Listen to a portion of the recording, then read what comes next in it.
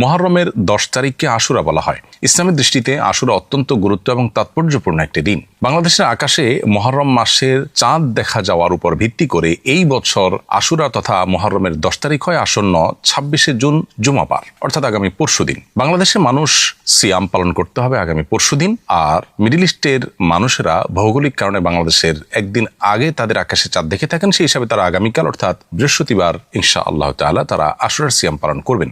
আশুরার সিয়াম সম্পর্কে নবী করিম সাল্লাল্লাহু আলাইহি ওয়াসাল্লাম বলেছেন, সিয়াম ইয়ামি আশুরা আহতাসিবু আল্লাহ আন ইউকাফিরা সানাতাল্লাতী ক্বাবলা, অর্থাৎ আশুরার দিনের রোজার ফজিলত সম্পর্কে আল্লাহর প্রতি আমার ধারণা, এর মাধ্যমে আল্লাহ তাআলা 1 বছর পূর্বের গুনাহ মাফ করে দিবেন। অতএব আমাদের 1 বছর পূর্বের সগীরা গুনাহগুলো যেন মাফ হয়ে যায়, সেজন্য আমাদের আশুরার দিনে রোজা রাখার চেষ্টা করা উচিত। তবে আশুরার সিয়াম একটি নয়, বরং মুসলমান হিসেবে আমরা 2টি সিয়াম পালন করার চেষ্টা করব, কারণ নবী করিম সাল্লাল্লাহু আলাইহি ওয়াসাল্লাম বলেছেন, খালিফুল ইয়াহুদ, ইহুদিরা শুধুমাত্র আশুরার দিনটি রোজা রাখে, তোমরা তাদের ব্যতিক্রম করো, তাদের চাইতে ভিন্নতর করো, তোমাদের রোজাতে যেন স্বাতন্ত্র্য থাকে তাদের চাইতে। সেজন্য আমরা একটি নয় বরং 2টি রোজা রাখবো। এখানে গুরুত্বপূর্ণ একটি বিষয় লক্ষণীয়, তা হলো ইবাদতের মতো একটি বিষয়ে পর্যন্ত ইহুদিদের সাথে যেন সামঞ্জস্যপূর্ণ না হয়ে যায়, সেজন্য নবী সাল্লাল্লাহু আলাইহি ওয়াসাল্লাম আমাদেরকে ব্যতিক্রম করতে বলেছেন।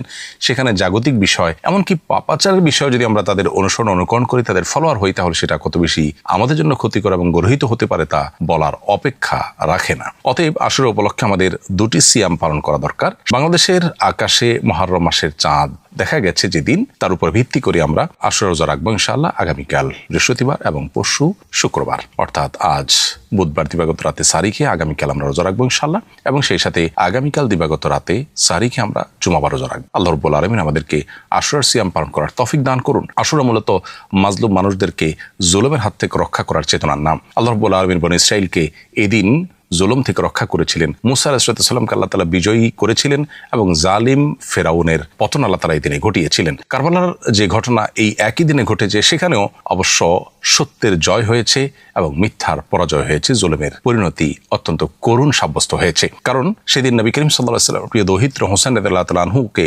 সপরিবারে যারা শাহাদাত বরণ করিয়েছে, সে সমস্ত জালিম অত্যাচারী খুনিরা তারা পৃথিবীর ইতিহাসে ধিকৃত হয়ে আছে আজও। আর হোসেন রাদিয়াল্লাহু তাআলা আনহু এবং তার সঙ্গে যারা ছিলেন তারা আজও অমর হয়ে আছেন, সত্যের ব্যাপারে কোনো প্রকার কম্প্রোমাইজ না করে মিথ্যার বিরুদ্ধে আজীবন লড়ে যাওয়ার মধ্য দিয়ে। অতএব এটাই হলো সত্যিকারের বিজয়। অতএব সত্যের বিজয় এবং জুলুম এবং অন্যায়ের পরাজয়ের চেতনা মূলত আশুরার চেতনা। বিধায় আমরা সবসময় মাজলুমের পক্ষে থাকবো, জুলুম থেকে নিজেকে বাঁচিয়ে রাখবো এবং আশুরার সিয়াম পালন করার চেষ্টা করব। আল্লাহ তাআলা আমাদেরকে তৌফিক দান করুন।